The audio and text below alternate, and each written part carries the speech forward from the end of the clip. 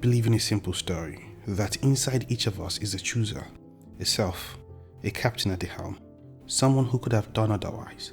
And this belief is comforting because it tells us that success is earned, failure is deserved, and cruelty is chosen.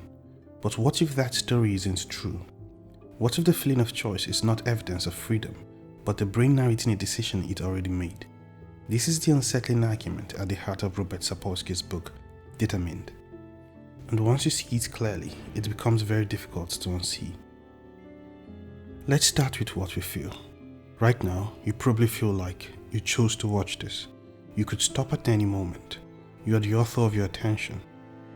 And Sapolsky agrees with this much. The feeling of choice is real, but feelings are not evidence. We feel like the sun moves around the earth. We feel like anger comes from the heart. We feel like we are thinking freely, yet neuroscience tells a quieter, stranger story. Brain activity predicting a decision appears before conscious awareness of deciding. By the time you notice the decision, it's already underway. Consciousness, in this view, is not the driver, it's the commentator. Sapolsky asks a simple question. Where did the decision come from? Your answer might be your values, your personality, your reasoning. But then we ask again, where did those come from? Genes you didn't choose, a prenatal environment you didn't control, a childhood that shaped your stress responses, a culture that trained your instincts, a nervous system tuned by trauma or safety. Every cause has a cause, every preference has a history, and if you rewind far enough, there is never a moment where you step in, untouched by prior forces, and decide from nothing. There is no uncaused cause. This phrase, "I could have done otherwise," is the emotional core of free will, but Sapolsky dismantles it carefully. If you rewind the universe to the exact same state, same brain chemistry, same hormones, same memories, same environment, you will make the same choice, not because you are trapped, but because nothing has changed. To say you could have done otherwise would require changing something prior, and that something was never chosen by you. At this point, many people feel a kind of internal resistance, because if this is true, then what happens to moral blame? What happens to punishment? What happens to praise? If no one chooses to be cruel, can we still be angry?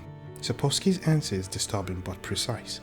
Anger is understandable, but retribution is not justified. We confuse explanation with excuse. Understanding why someone acts does not mean allowing harm, but it does not mean abandoning the fantasy that suffering is deserved. Sapolsky does not argue for chaos or permissiveness. He argues for accountability without hatred. We restrain dangerous people not because they are evil, but because they are dangerous. We rehabilitate because changing causes changes outcomes. We design systems because prevention works better than punishment. This is not softness, it is precision. A society built on understanding causes is more effective than one built on moral outrage.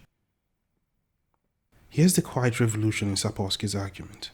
If free will is a myth, then your worst moments are not proof of your worthlessness. Your best moments are not proof of superiority. Success is luck plus circumstance. Failure is biology plus history. This doesn't remove meaning, it removes cruelty. And what replaces it is responsibility grounded in compassion. The myth of choice tells us we are kings of our actions. The truth is stranger and humbler.